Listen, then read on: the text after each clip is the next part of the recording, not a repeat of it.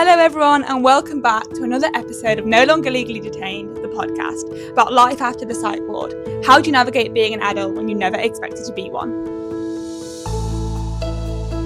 Please do subscribe, follow the podcast, interact in as many positive ways as you can by giving us a 5-star review or interacting. It helps generate further reach by telling the algorithm that we're here and hopefully spreading our message even further.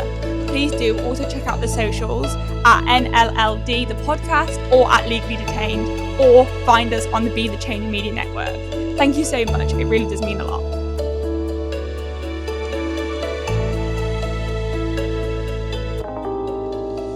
Hello, it's Hannah here, and I have completely lost the ability to talk. I have recorded this episode about 5 times, and I keep stumbling over my words. So we shall see what happens. But I am back today to share my very own special New Year's episode. Millie flew the flag solo on Monday, and she's always wanted to do a solo episode, so please do go and give it some love. Now, I know it's the time of year where everyone's talking about New Year's resolutions, new beginnings, and fresh starts. On Monday, Millie shared her take on the new year, and the beauty of life means that we each come into any given situation with our own unique perspective. When we were chatting about doing 2 separate episodes, Millie wanted to share her positive take on New Year and was like, I can do my more negative view. And for a long time, yes, this was true. We both very much sat on vastly different sides of the New Year spectrum. However, thinking about it and being really honest, I think my perspective has changed slightly. Yes, I still very much think the whole New Year attitude is completely a social construct, but that doesn't mean that it is inherently a bad thing. This year has been one of so much self-reflectance, learning and understanding, and I feel it adds further nuance to an already complicated concept.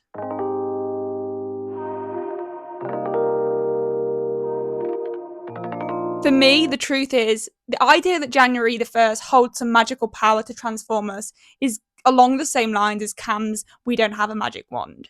New Year has become a marketing, capitalist and consumerist stunt. And no judgment here either way. Let's not get political and get cancelled day 1 of 2025. But just because that is the society's line doesn't mean that that's the one that we have to take. This year, I am throwing out, in true Hannah style, the New Year, New Me narrative. But I'm also not willing to stay the same. Instead, I'm focusing on one singular resolution, if we have to label things, which obviously we do, that is what works for me. And in the true spirit of that, it may not work for you, and that's okay. Just how clearly talking is not working very well for me today. But please do keep listening, as firstly, I may get better at speaking by the end of the episode, and second of all, I do feel that the underlying message is one that we can all take from and feel empowered to put 2 fingers up at societal constructs and make 2025 the year of unapologetic authenticity.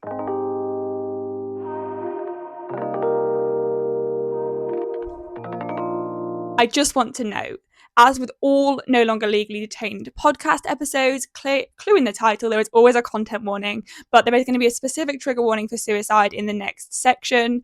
I will be reflecting on 2024 and I want to have a real honest and open chat about suicide.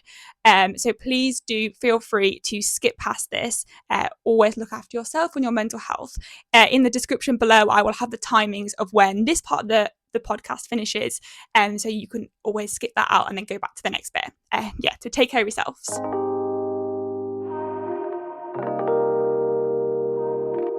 So let's take a moment to think about last year. If I'm being real, my goal last year was simple: to not end or even try to end my life. Yes, quite stark, I know. However, January has always been my trickiest month, for as long as I can remember. Since remembering developing suicidal thoughts at 9 years old, I have always encompassed the epitome of January blues. For many years, January was always a month I got admitted and sectioned. And even after my last admission to the mental health hospital, every January without fail, I attempted, sometimes multiple times, and ended up in the general hospital. Also, having an eating disorder meant January was a prime relapse time. And again, I often succumbed to my anorexia, spurred on by the voice of external diet culture. I decided in my recovery to scrap the whole New Year thing. I felt so much pressure from becoming a new person, the trauma of the Januaries that have gone past, and feeling like I should be further on in my life or be better, that I should have already healed from my traumas, etc. And although throwing it away did kind of help, I still found myself spending much of January in various parts of my local hospital. Even though I would avoid a mental health admission, my mindset really hadn't changed. At the end of 2023, I decided to set one goal, one resolution for 2024. The whole year attempt free. Not just to survive, but to not even try the opposite. My God, was it harder than it sounds. Only people who have been there will understand the pain and therefore the strength to continue when every single cell in your body can no longer keep going. If you're listening to this and you get me, my heart goes out to you. I commend your bravery and I thank you for still keeping going.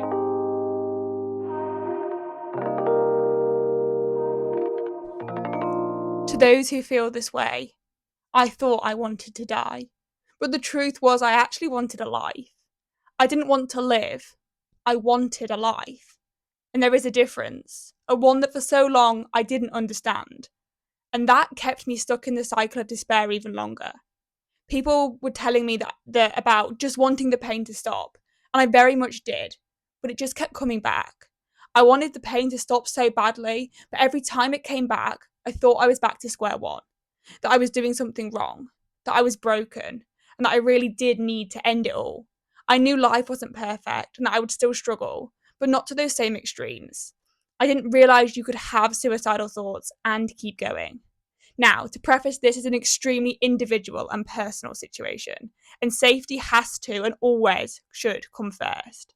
Suicide is such a delicate subject, still taboo, and even further from that, it's a risky subject. People are scared to talk about suicide due to the fear of it causing someone to do it.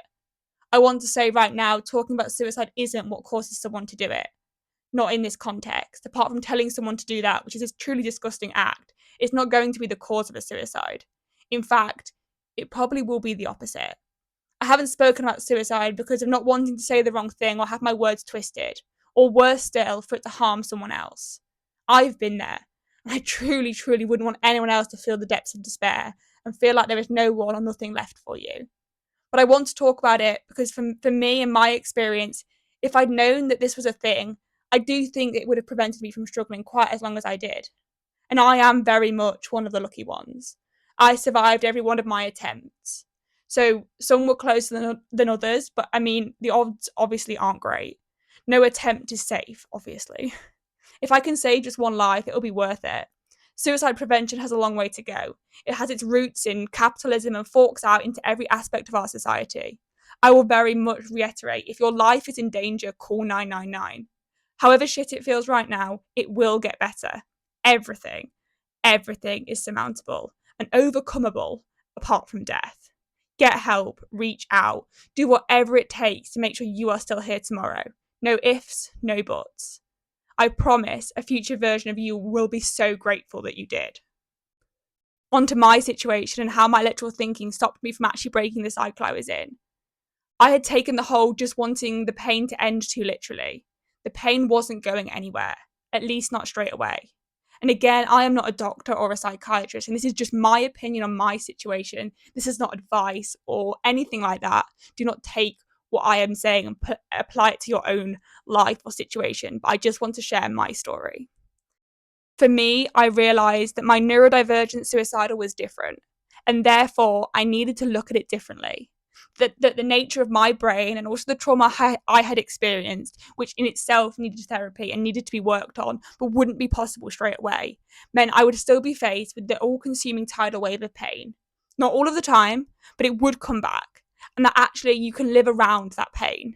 And in time and with support, with love and self-compassion, that pain actually does lessen in frequency.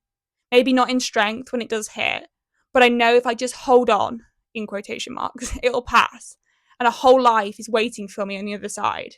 That it wasn't that I wanted to die.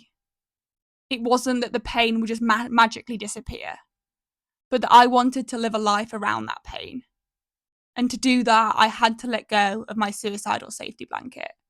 I had to jump in with 2 feet and realise that actually what I thought had been a life jacket had actually, the whole time, been made with lead.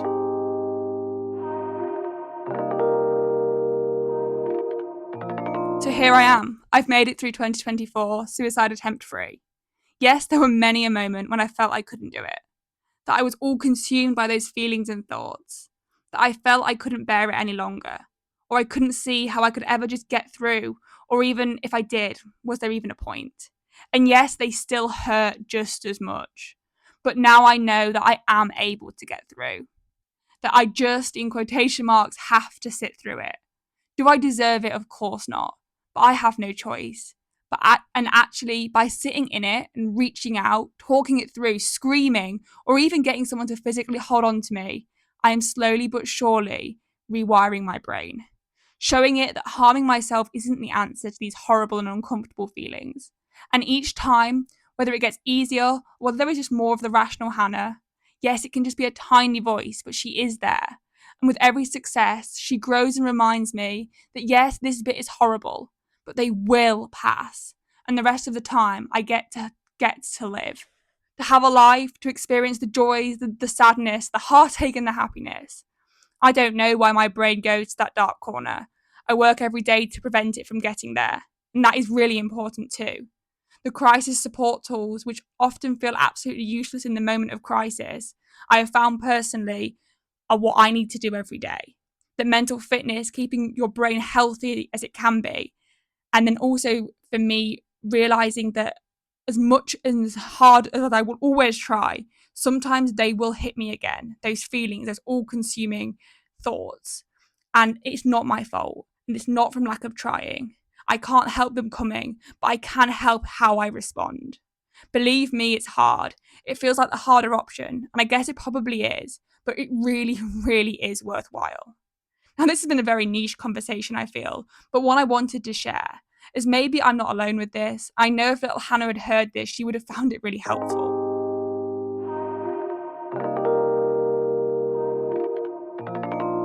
So, 2025, I again have just one goal: to be authentically and unapologetically myself, literally going all out, putting a middle finger up at societal norms. I'm letting go of the expectations, the societal pressure, and the noise that tells me who I should be, how I should look, or what my life should be like.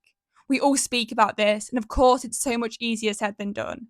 I often say I do this, but like any human, I succumb to the need for validation, conformity, and the safety of the crowd.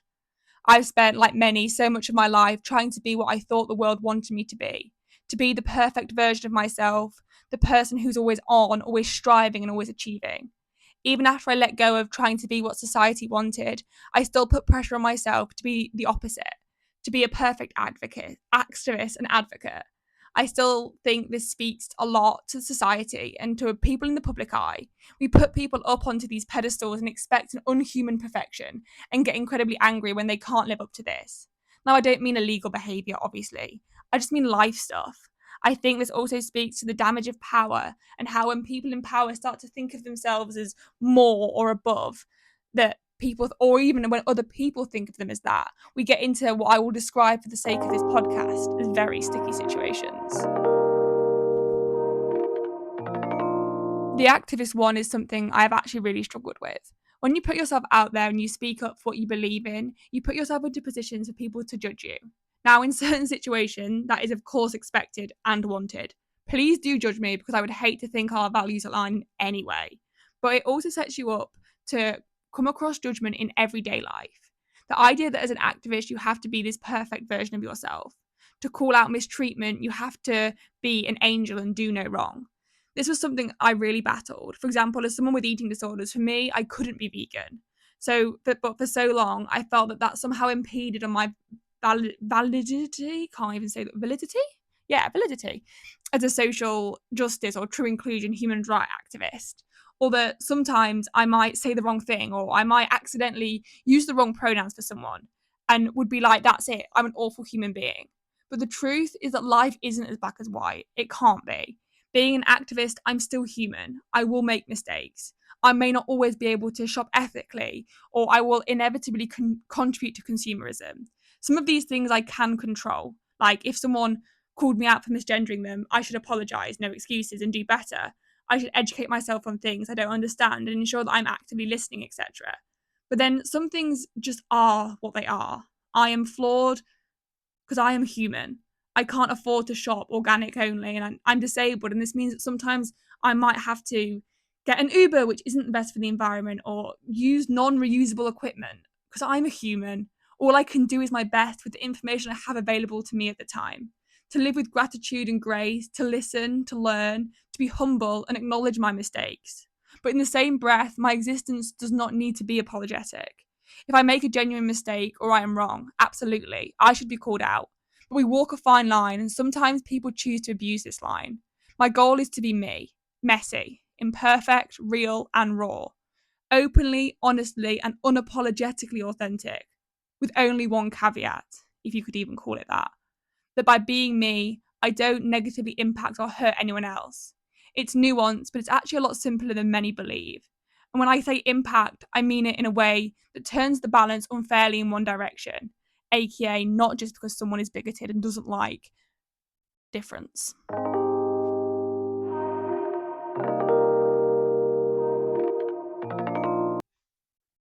So, yeah, last year's plan was quite stark and not at all glamorous sounding, but New Year's resolutions don't have to be sparkly and shiny. That was a very real, it was me facing everything I had to face one day at a time. It was about survival, healing, and just letting myself be. But anyway, suicide chat over, trigger warning over, 2024, what a year. I achieved my goal, tick, very proud, moving on. 2024 was a year of such self discovery, and as cliche as that is, it very nicely slides me into our next section.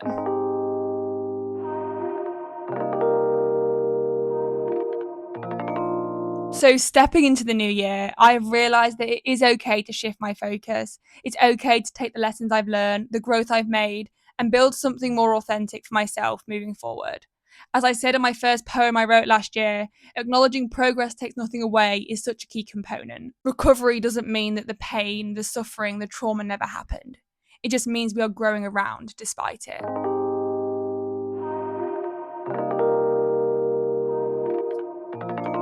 So, yeah, it's a big, big task and even a bit of a daunting process.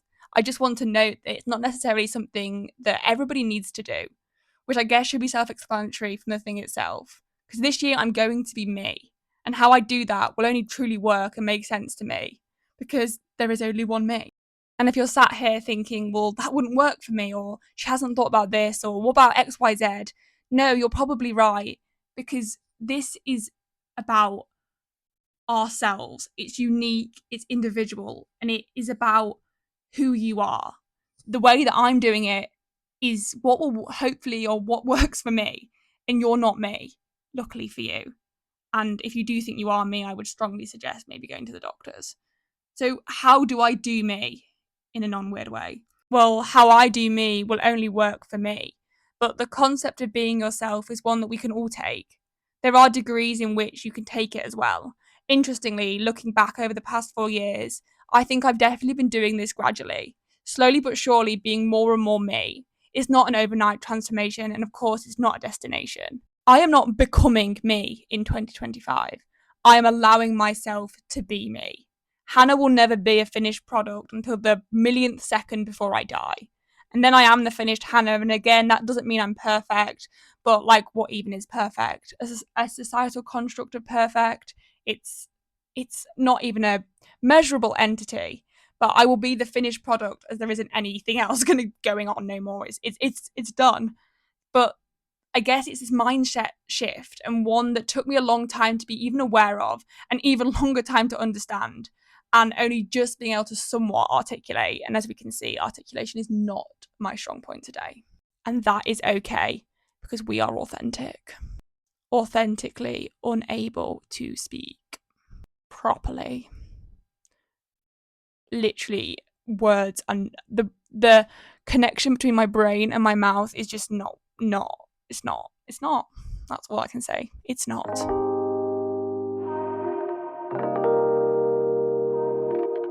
So, am I going to just stop chasing someone else's idea of what my life should be like? Open myself up to actually living, allow myself the space to be who I am without fear of judgment, and not cutting myself into the cookie cutter mold shape that the society feels I should be? Maybe, but equally, maybe not. Just because something is a construct doesn't make it inherently bad.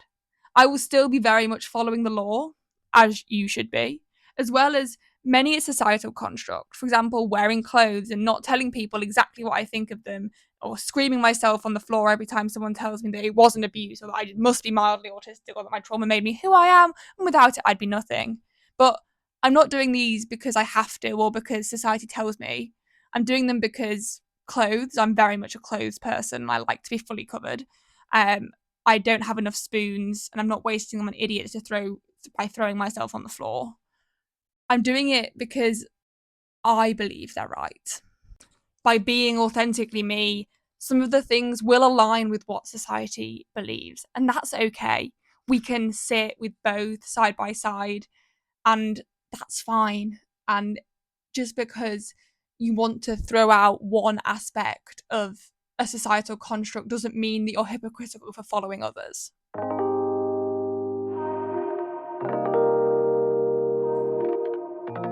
So if you're listening to this and thinking, okay, maybe I would like to be a bit more what I call feral, but within the boundaries of the law, but have no idea how to get started, I hear you, and I'm also not fully sure. But I don't think we necessarily are meant to. Life's a journey and not a destination, by the way. I probably would actually say it starts far away from anyone else, from society, from any of those things. It starts from within, which is literally the most wankery thing I think I've ever said. And I actually feel a bit sick having written this in like my notes and also now having said it out loud. But hey ho, raw and real, people, raw and real. But I cannot express how much over this year I've literally delved so deep into myself. It started with my ADHD meds, and I can't lie that is definitely, I'm sure, the catalyst for me. And oh my god, it is actually completely crazy. Like, I fully psychoanalyze myself. Probably not the right word, probably not the right thing to do, but I'm not able to articulate it yet. Today is not an articulation day. So we're just going to roll with it. Authentic, rolling, raw, real. The freedom I feel in these moments is literally unrivaled. Identity, acceptance, and authenticity were literally the keys to my well-being.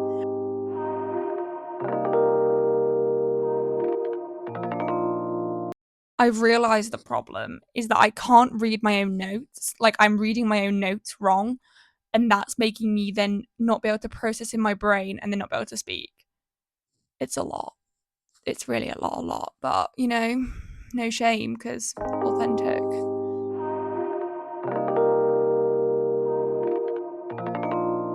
Just gathered my thoughts.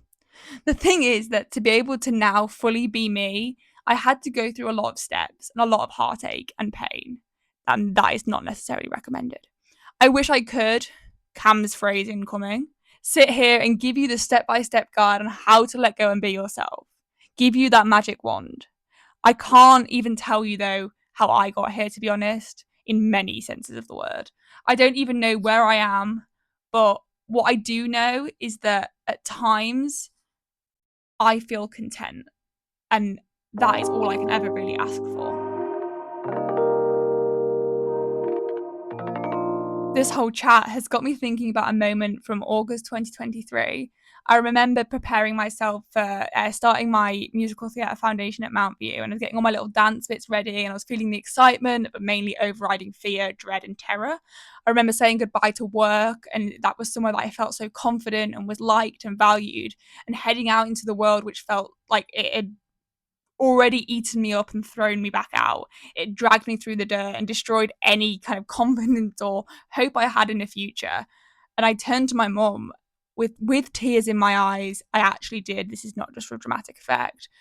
I might even make some friends. And obviously then I had to deflect with sarcastic dark humor about hating everyone in the world. But that was it. That is what I really, really wanted. But that was also something that I was far too scared to admit.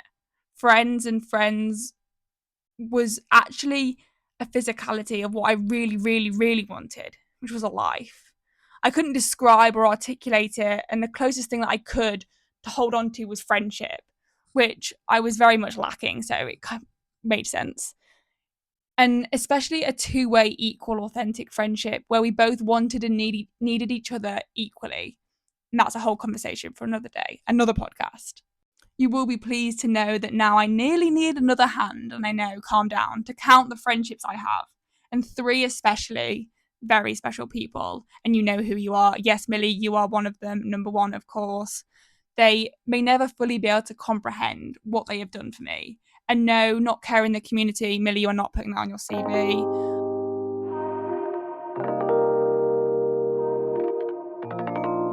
Up until this point, I had given up on the idea of real friendship, I know, at 23, but because I'd changed myself so much. I tried so hard to fit in, to be liked, but people always left, and it went wrong, or I was wrong.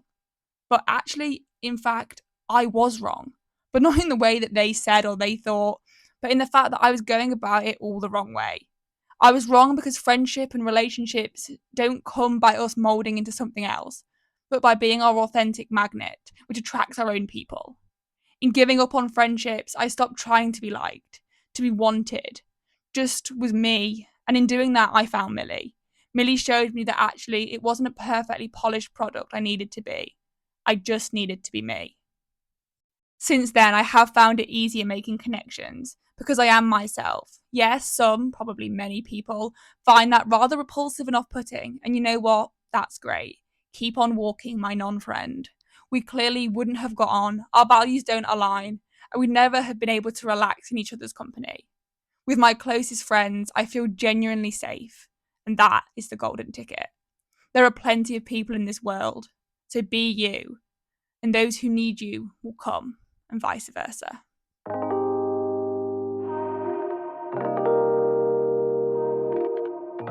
A final note before I stop yapping is you never know the difference you make just by being you. As someone with complex PTSD, I find it really hard to identify any kind of positive emotions. But in 2024, I had a couple of interactions that you may describe as just that. I speak a lot about how I got into this world of change making because if I wasn't allowed to just end it all, then the only way I could live was by making a difference. I never defined what success looked like for me. I never thought about the future or measuring the outcomes of what I did. But this year I had a couple of comments that made me realise just maybe I have done a little bit of good. Maybe I was just a teeny weeny little bit successful. When someone tells me that reading or listening to something I've said or my endless reposts on Instagram has helped them on their own journey of acceptance, given them hope, made even just a tiny little difference to their lives, it's like a little sprinkle of glitter in my heart.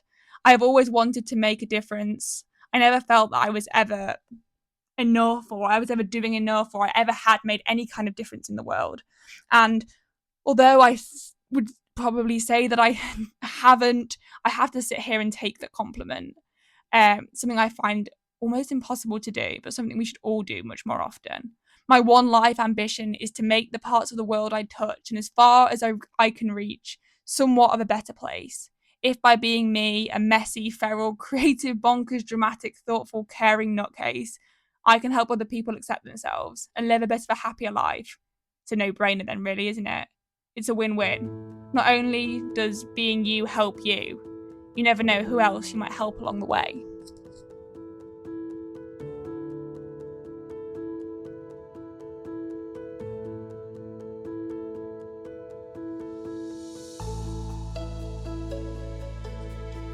So, in 2025, let's let go of external expectations, embrace the messiness, and focus on living an authentic and unapologetic, kind life. Let's leave behind the pressure of keeping up with an ever-changing, never really changing narrative, and instead embrace the idea of just being us. If you're someone who's feeling overwhelmed by the idea of a fresh start, it's not really a fresh start because you've already lived X amount of years, and actually, it's all that knowledge which we can then use to shape where we go from here. And if you feel like you're falling behind or you're not making any grand big resolutions, trust me, you're already way ahead of the game. Authenticity will almost certainly be the buzzword of 2025, a bit like inclusion was. But while people think that they're inclusive, they're actually not. Jokes. But yeah, people use these words, but they're actually feelings, and the fact that you are listening to a podcast called No Longer Legally Detained shows you're pretty far ahead in the whole acceptance of life things. But seriously, you are not alone in not feeling enough, feeling behind and feeling inadequate. But try to remember and hold on that there is no timeline for personal growth. There's no deadline for figuring yourself out. You're unique, you're you, and no one else has ever been you, so therefore there's nothing to compare to.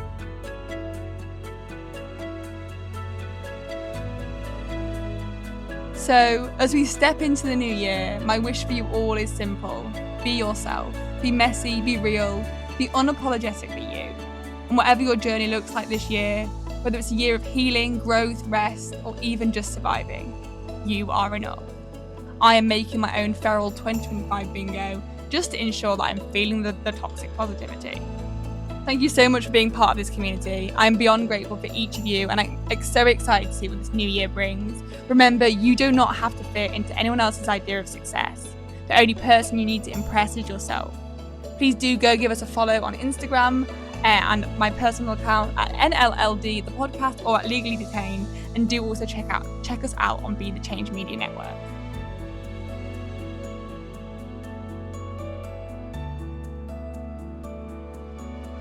That's all for today's episode of No Longer Legally Detained. If you've enjoyed this episode, share it with someone who needs to hear this message, and don't forget to subscribe so you never miss out on an episode.